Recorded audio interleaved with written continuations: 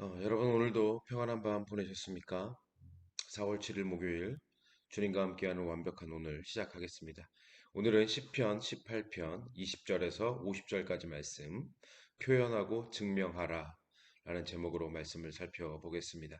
본문 말씀 읽어드립니다.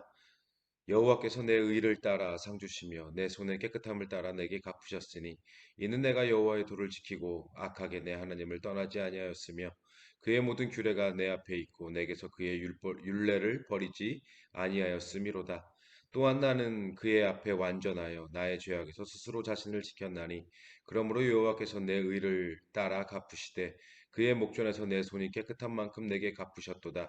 자비로운 자에게는 주의 자비로우심을 나타내시며 완전한 자에게는 주의 완전함을 보이시며 깨끗한 자에게는 주의 깨끗하심을 보이시며 사악한 자에게는 주의 거스르심을 보이시리니 주께서 공고한 백성은 구원하시고 교만한 눈은 낮추시리이다. 주께서 나의 등불을 켜시며 여호와 내 하나님이 내 흑암을 밝히시리이다. 내가 주를 의뢰하고 적군을 향해 달리며 내 하나님을 의지하고 담을 뛰어넘나이다. 하나님의 도는 완전하고 여호와의 말씀은 순수하니 그는 자기에게 피하는 모든 자의 방패시로다. 여호와 외에 누가 하나님이며 우리 하나님 외에 누가 반석이냐? 이 하나님이 힘으로 내게 띠띠우시며 내 길을 완전하게 하시며 나의 발을 암사슴 발 같게 하시며 나를 나의 높은 곳에 세우시며 내 손을 가르쳐 싸우게 하시니 내 팔이 놋화를 당기도다. 또 주께서 주의 구원하는 방패를 내게 주시며 주의 오른손이 나를 붙들고 주의 온유함이 나를 크게 하셨나이다. 내 걸음을 넓게 하셨고 나를 실족하지 않게 하셨나이다. 내가 내 원수를 뒤쫓아가리니 그들이 망하기 전에는 돌아서지 아니하리이다. 내가 그들을 쳐서 능히 일어나지 못하게 하리니 그들이 내 발 아래에 엎드러지리이다. 주께서 나를 전쟁하게 하려고 능력으로 내게 띠띠우사 일어나 나를 치는 자들이 내게 굴복하게 하셨나이다. 또 주께서 내 원수들에게 등을 내게로 향하게 하시고 나를 미워하는 자들을 내가 끊어버리게 하셨나이다. 그들이 부르짖으나 구원할 자가 없었고 여호와께 부르짖어도 그들에게 대답하지 아니하셨나이다. 내가 그들을 바람 앞에 티끌같이 부서뜨리고 거리에 진흙같이 쏟아버렸나이다. 주께서 나를 백성의 다툼에서 건지시고 여러 맨쪽에 으뜸으로 삼으셨으니 내가 알지 못하는 백성이 나를 섬기리이다. 그들이 내 소문을 들은 즉시로 내게 청종하며 이방인들이 내게 복종하리로다. 이방 자손들이 쇠잔하여 그 견고한 곳에서 떨며 나오리로다. 여호와는 살아계시니 나의 반석을 찬송하며 내 구원의 하나님을 높일지로다. 이 하나님이 나를 위하여 보복해 주시고 민족들이 내게 복종하게 해 주시도다. 주께서 나를 내 원수들에게서 구조하시니 주께서 나를 대적하는 자들의 위에 나를 높이 드시고 나를 부악한 자에게서 건지시나이다. 여호와여 이러므로 내가 이방 나라들 중에서 주께 감사하며 주의 이름을 찬송하리이다. 여호와께서 그 왕에게 큰 구원을 주시며 기름 부음 받은 자에게 인자를 베푸시며 영원토록 다윗과 그 후손에게로다. 아멘. 음, 우리는 어제 다윗이 사울 왕과 그 무리들에게 생명의 위협을 받으며 쫓겨다녀야만 했던 어, 이 13년의 시간을 어떻게 견뎌냈는지 살펴보았었는데요. 그것은 바로 하나님께서 다윗의 힘이 되어 주셨기 때문이다. 어, 그리고 이렇게 힘이 되어 주신 하나님께 내가 주를 사랑하나이다 라고 고백했던 이 다윗의 고백을 묵상하면서 하나님을 향한 우리의 사랑을 삶으로, 예배로 표현하고 증명해야 한다는 그런 말씀을 나눴었는데요. 자, 그러면 오늘은 하나님께서 다윗의 힘이 되어 주셨던 이유이자 다윗이 하나님을 향한 사랑을 어떻게 증명하고 또 표현했는지 이것을 살펴보고자 하는데요. 이것에 대한 답은 본문 21절, 24절입니다. 이는 내가 여호와의 도를 지키고 악하게 내 하나님을 떠나지 아니하였으며 그의 모든 규례가 내 앞에 있고 내게서 그의 율례를 버리지 아니하였음이로다. 또한 나는 그의 앞에서 완전하여 나의 죄악에서 스스로 자신을 지켰나니 그러므로 여호와께서 내 의를 따라 갚으시되 그의 목전에서 내 손이 깨끗한 만큼 내게 갚으셨도다. 여호와의 도를 지켰다. 내가 하나님의 율례를 버리지 않았다. 한마디로 하나님의 말씀을 지켰고 어떤 상황에서도 하나님의 말씀을 버리지 않고 행하였다. 이것이 바로 하나님께서 다윗의 힘이 되어 주셨던 이유이자 다윗이 삶 가운데에서 하나님을 향한 사랑을 표현하고 증명하는 방식이었다라는 것입니다. 여러분 다윗이 이 하나님의 말씀을 지키기 위해서 어느 정도로 애를 썼냐면요. 도망을 다니던 시절에 다윗에게는 사울 왕을 아주 손쉽게 죽일 수 있는 기회가 무려 두 번이나 있었습니다. 첫 번째는 엔게디 동굴에서 이 사울이 용변을 보고 있을 때 죽일 수 있는 기회가 있었는데요. 다윗을 따르던 부하들이 다윗에게 오늘이 하나님께서 사울 왕을 당신의 손에 넘기신 그날입니다. 지금 하셔야 됩니다. 옆에서 한껏 부추겼습니다. 하지만 다윗은 사울 몰래 그의 겉옷자락만 베어서 동굴에서 나오게 되죠. 두 번째 기회는 십광야라는 곳에서 사울이 잠들어 있을 때였는데요.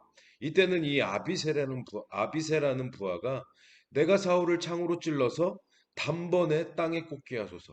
두 번 찌를 것도 없을 정도로 너무 쉽고 완벽한 기회입니다라고 말했지만 하지만 이번에도 다윗은 역시 아비새를 만류하고 사울의 창과 물병만 들고 그 자리를 떠나 버리죠.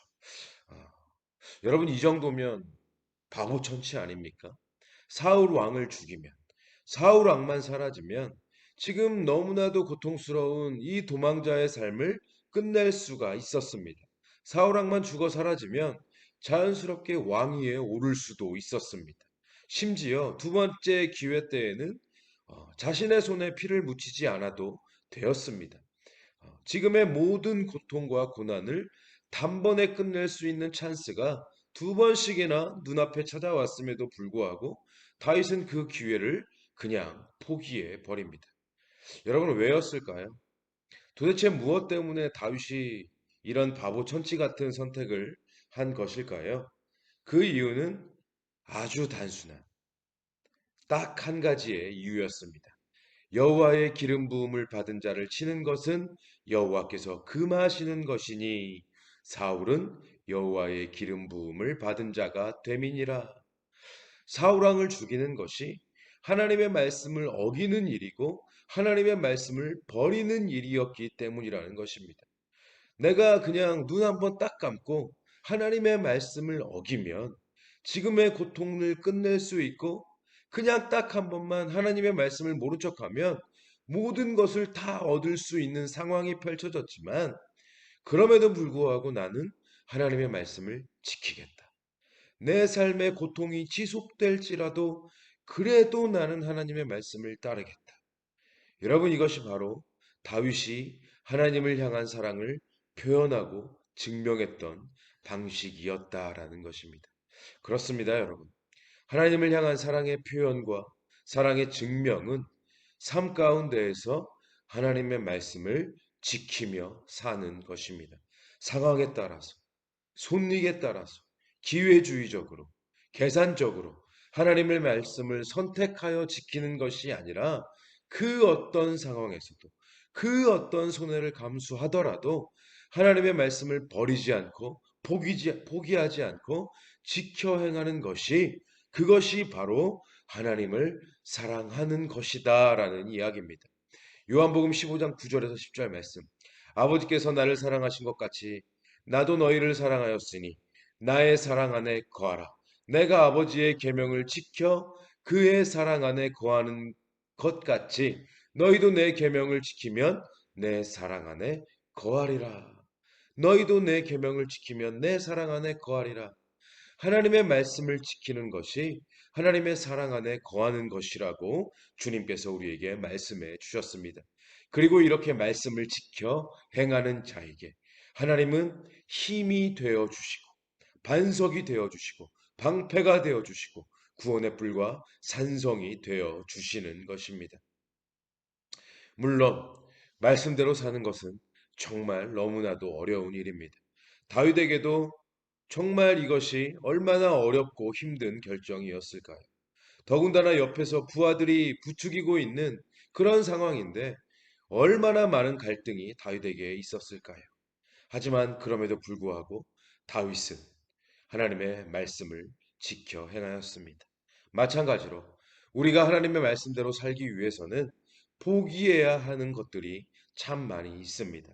시간을 포기해야 할 때도 있고, 물질을 포기해야 할 때도 있고, 사람의 관계를 포기해야 할 때도 있습니다.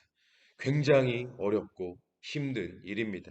하지만 여러분, 하나님의 말씀을 지키기 위해서 포기해야 하는 그것들을 포기하는 것이 아니라 손해보는 것이 아니라 하나님께 드리는 것이라고 여기시기를 바랍니다. 하나님께 시간을 드리고 물질을 드리고 관계를 드리고 사랑을 드리는 것이라고 여기시고 믿으시기를 바랍니다. 본문 24절의 말씀. 여호와께서 내 의를 따라 갚으시되 그의 목전에서 내 손이 깨끗한 만큼 내게 갚으셨도다. 아멘. 하나님은 반드시 갚아 주십니다. 우리가 하나님의 말씀을 지키기 위해서 드리는 것들, 그것이 시간이든 물질이든 사랑과의 관계이든 사랑이든 그 이상의 것으로 반드시 갚아 주신다고 약속하고 계십니다. 여러분, 아멘이십니까? 이제 말씀을 정리하면서 하나님을 향한 우리의 사랑은 하나님의 말씀을 지켜 행하는 것으로 표현되고 증명될 수 있습니다. 그리고 우리가 말씀을 지켜 행하며 살아갈 때 하나님은 우리의 힘이 되어 주시고 우리가 하나님께 드린 그 모든 것들을 갚아 주십니다. 이러한 믿음으로 어떤 상황에서도 말 그대로 그 어떤 상황에서도 하나님의 말씀을 지켜 행함으로 하나님을 향한 사랑을 표현하고 증명하는 저와 여러분의 삶이 되셨으면 좋겠습니다. 그렇게 우리에게 주어진 오늘 하루도, 오늘 우리의 삶도 주님과 함께하는, 하나님의 말씀과 함께하는 완벽한 오늘이 되시기를 주님의 이름으로 축원합니다. 오늘의 기도 제목을 드립니다. 시간을 내셔서 꼭 5분 이상씩 기도하시기를 바랍니다. 이 5분의 기도가 오늘 우리의 24시간을 살릴 줄로 믿습니다. 첫째, 하나님의 말씀을 지켜 행함으로 하나님을 향한 사랑을 표현하고 증명하는 삶이 되게 하소서. 둘째, 그 어떤 상황에서도 비록 손해를 볼지라도 하나님의 말씀을 지킬 수 있는 믿음과 의지를 허락하소서. 셋째, 오늘 하루의 삶이 하나님의 말씀과 함께하는 완벽한 오늘이 되게 하소서. 넷째, 하나님을 향한 한국교회와 또 성도들의 사랑을 회복시키시사 예배가 회복되고 삶이 회복되는 역사를 속히 허락하소서. 다섯 번째, 온몸 교회와 송대성 목사에게 은혜를 주셔서 더욱 하나님을 사랑하게 하시고 하나님이 주시는 힘으로 모든 어려움들을 이겨내게 하소서. 이 기도 제목을 가지고 꼭 5분 이상씩 기도하시기를 바랍니다. 기도하시겠습니다.